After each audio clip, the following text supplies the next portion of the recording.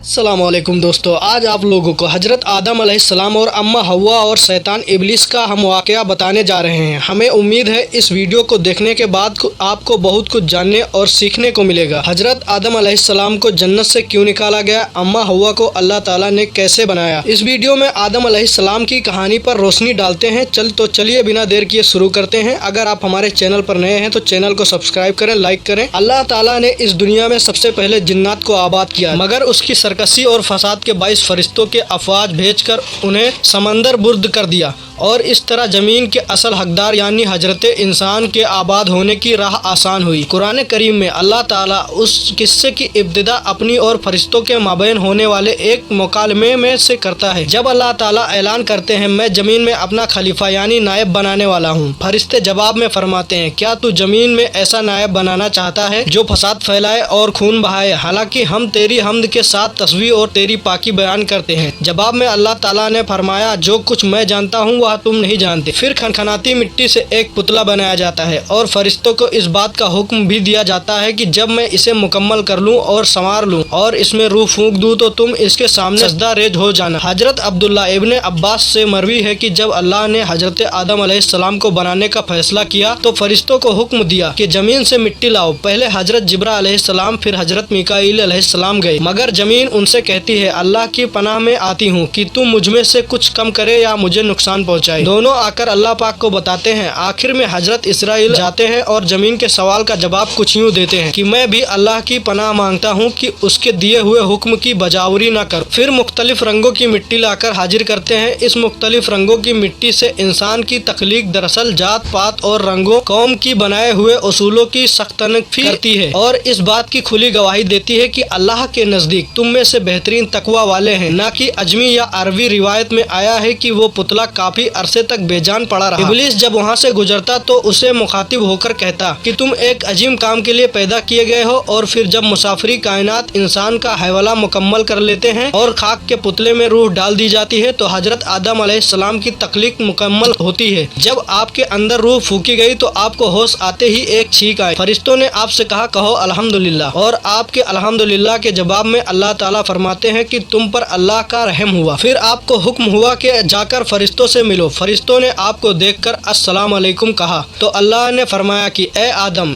ये आज से तुम्हारे तस्लीमात हैं। यूं दो अहम सबक बनो और इंसान को अफरीनंस पर ही सिखा दिए जाते हैं। एक ये कि जैसे ही इब्तिदा में ही एक नाखुशगवार कैफियत का सामना करना पड़ा, छींक की सूरत में इसी तरह तुम्हारी जिंदगी में हर किस्म के मसायब आएंगे, जिसके जवाब में सब्र के साथ अल्लाह की सना और शुक्र गुजारी की रवीश इख्तियार करनी है। इसी तरह ये भी सिखाया गया कि बाकी लोगों के साथ कैसा ताल्लुक रखना है। ये शुरू से ही बता दिया गया कि ए बनी आदम, तुम अमन और सलामती फैलाने के लिए भेजे गए हो, इसलिए तुम्हारी इब्तिदाई कलिमात हमेशा सलाम पर मबनी होनी चाहिए। उसके बाद अल्लाह ताला हजरत आदम को सिया के नाम सिखाते हैं और फरिश्तों के सामने उन्हें हाजिर करके फरिश्तों से उन सिया का नाम पूछते हैं। तो फरिश्ते कहते हैं, ए रब, अब तू पाक है, इस बारे में हमारा इल्म कुछ नहीं, हमें तो बस उतना ही मालूम है जितना इल्म तूने हमें अता किया है। फिर हजरत आदम से पूछा जाता है तो वह झट से नाम बता देते हैं। अब बारी जाला फरिश्तों को मुखातिब करके कहते हैं कि क्या मैंने नहीं कहा था कि मैं वो जानता हूँ जो तुम नहीं जानते। फिर सबको हुक्म होता है कि आदम के सामने सजदे में गिर पड़ो और तमाम फरिश्ते में सजदे में गिर जाते हैं सिवाय इब्लीस के। इब्लीस के बारे में हम वाकिफ हैं कि ये दरअसल जिन्नात में से था जो अपने जहदो इबादत की बुनियाद पर इजाजी तौर पर फरिश्तों वाले काम पर फैज हो गया था। इस बागी हरकत पर अल्लाह ताला जलाल में इब्लीस से दरियाफ्त करते हैं कि तुम ये सजदा क्यों नहीं कर सके। तो वो मलऊन कहने लगा कि इस इंसान से बेहतर हूँ मैं। ए रब, तूने मुझे आग से बनाया और इस इंसान को मिट्टी से। लम्हा भर का तकब्बुर, वो भी हालाते कायनात के सामने उसके तमाम किए कराए पर पानी फेर गया और वो रजील अपने मन से सिफारिंग और दरबार से निकाल दिया गया। हुक्म बारी ताला हुआ। फिर अल्लाह ने फरमाया, तुम उतर यहाँ से, तू इस लायक नहीं है कि तकब्बुर करे, यहाँ बस बाहर निकल, तू जलील है, तू मलऊन रोज कयामत तक की मलूत यानी जिंदगी मांगता है जो उसे दे दी जाती है। फिर अपनी मालून मांगने की वजह बयान करते हुए कहता है कि चूंकि तूने मुझे गुमराह किया है, मैं भी लोगों के लिए तेरी सीधी राह पर बैठूंगा, फिर उन पर आऊंगा, उनके सामने से और उनके पीछे से और उनके दाएं से और उनके बाएं से, और उनमें से अक्सर को शुक्रगुजार तू न पाएगा। यूं शैतान दरबार से बाहर निकल जाता है और उधर हक ताला हजरत आदम की नस्ल से तमाम आने वाली बरीनो इंसान की अरवाह को जमा करके अहद लेते हैं, क्या मैं तुम्हारा रब नहीं। हम सब ने इस सवाल का जवाब एक जुबान होकर दिया था, क्यों नहीं। ए रब, हम इस बात पर गवाह हैं, उस वक्त हजरत आदम तमाम इंसानों को देखते हैं, उन्हें आने वाले अंबिया की अरवाह अलग से चमकती हुई दिखाई देती है, मगर आपको इस बात पर हैरानी होती है कि तमाम इंसान एक जैसे नहीं, अपने रंग, रूप और नस्ब में सब अलग हैं। वो बारी ताला से दरियाफ्त करते हैं कि ए अल्लाह, तूने इन सबको एक जैसे क्यों नहीं बनाया। जवाब आता है, क्योंकि मुझे अपने बंदों की तरफ से शुक्रगुजारी बहुत अजीज है। जन्नत में कुछ अरसा क़याम के बाद हजरत आदम को एक खलिश महसूस होने लगती है। फरिश्ते तो हरदम रब की सराह में मशगूल होते हैं, अब आप क्या करें। इस इल्मुल अस्मा आपको अता हो चुका, मगर उस इल्म के बाबत तो फरिश्ते कुछ नहीं जानते। किससे गुफ्तगू करें, कहाँ करार पाएं। एक दिन जब सोकर उठते हैं तो अपने सामने एक अपनी हम नौ औरत को पाते हैं जो उनकी पसली से पैदा शुदा थी। पूछते हैं, तुम कौन हो, तो वो कहने लगती है औरत। फिर पूछा कि तुम्हारी तख्लीक का क्या मकसद है, तो कहने लगी ताकि तुम मेरे अंदर करार पाओ। अब फरिश्ते हजरत आदम से पूछते हैं कि ए आदम, इस औरत का नाम क्या है, तो आप कहते हैं हवा। पूछा क्यों, तो कहने लगी क्योंकि ये एक जानदार शय से तख्लीक हुई है। इससे हमें अंदाजा होता है कि मर्द और औरत के जोड़े की तख्लीक का मकसद आपस में अमनो आस्ती के साथ एक दूसरे के अंदर सुकून और करार पाना है, ये नहीं कि हरदम ताकत के हुसूल की कसमकस में आपस में लड़ते रहें। फिर आप दोनों को हुक्म होता है कि जन्नत में चैनो व अमन के साथ रहो, पर हाँ ये ख्याल रखें कि उस दरख्त के पास कभी न जाना वो कौन सा दरख्त था। कोई उसे गंदुम बताता है तो कोई उसे सेब का दरख्त बताता है। तस्बीहात भी अलग अलग है। किसी किराए में वो दर्द और तकलीफ का दरख्त था तो कोई उसे जावेदानी हयात का फल बताता है, मगर सच तो यह है कि हम सिर्फ घुमाना ही कर सकते हैं। कुरान में वाजे अल्फाज में दर्ज है कि वो दरख्त बिल्कुल अहम ना था, बल्कि रब का हुक्म अहम था। कुरान करीम में उस दरख्त के बारे में अल्फाज इस कदर मुआबिन है कि लगता है जैसे अल्लाह ताला ने किसी भी दरख्त की तरफ इशारा करके हजरत आदम को कहा कि बस इस दरख्त का फल नहीं खा, बाकी जो चाहे खाओ पियो। मगर इंसान का फितनी तजासुस और शैतान का बार बार बहकावा उन्हें उस दरख्त की तरफ माइल करता है। इब्लीस उन्हें बड़े नशे खाना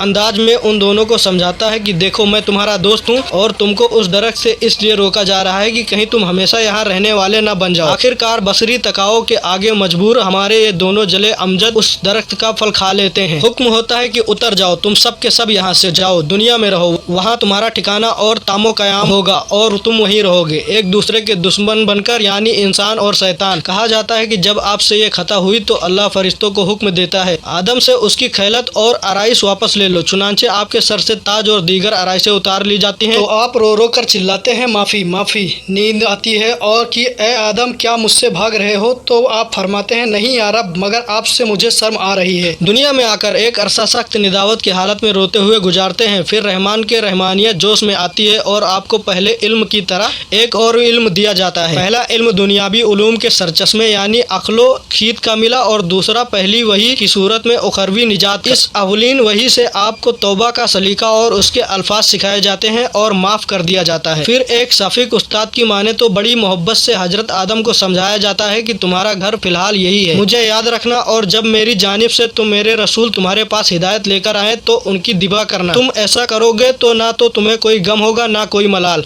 तुम वापस अपने असली घर और मकान यानी जन्नत को हासिल कर लोगे। अब हम हजरत आदम के रवैये का तकाबुर इब्लीस से करें तो अब्दुर रहमान और शैतान का फर्क साफ वाजे हो जाएगा। एक गलती हजरत आदम और हवा से हुई और एक इब्लीस से। दोनों के दरमियान फर्क क्या था? फर्क ये था कि हजरत आदम ने फौरी रुजू किया और रो रो के माफी मांगी और अपनी हरकत पर सख्त निदामत का इजहार किया, जबकि इब्लीस चिठाई के साथ अपनी हरकत पर न सिर्फ डटा रहा बल्कि अपने तकब्बुर की तजवीज़ पेश करने लगा। और जब उसने यकीन हो गया कि मैं ताक़यामत मलून हो गया हूँ तो फिर बजाय माफ़ी मांगने के उल्टा अल्लाह को अपनी गुमराही का मुजिम ठहराने लगा। चूँकि तूने मुझे गुमराह किया है मैं भी लोगों के लिए तेरी सीधी राह पर बैठूंगा। तो यूँ हमें मालूम हुआ कि रहमान के बंदे गुनाहों के बाद एक दावे निदावत अपने सीने पर सजाते हैं और अपने गुनाहों का एतराफ़ करते हुए दोबारा अल्लाह का कुर्ब चाहते हैं, और उसके बरखिलाफ है इब्लीस की सुन्नत अना परस्ती, घमंड और मैं ना मानो की तकरार है। दुआ है कि अल्लाह ताला हमें गुरूर, तकब्बुर, घमंड और अना जैसी बीमारियों से महफूज फरमाए। आमीन सुम्मा आमीन। अस्सलामु अलैकुम रहमतुल्लाह। और ऐसी ही जानकारी के लिए हमारे चैनल को सब्सक्राइब करें और हमारे चैनल से जुड़े रहें। हम ऐसी ही वीडियो लेकर बार बार आते रहेंगे। दुआ है आप लोगों को बहुत कुछ जानकारी मिली होगी। तो चलिए दोस्तों, हम अपनी अगली वीडियो की तैयारी शुरू करते हैं। आप लोग इस वीडियो को पूरा देखें, शेयर करें, कमेंट करें और बताएं कि यह वीडियो आपको कैसी लगी। कमेंट में जाकर बताएं।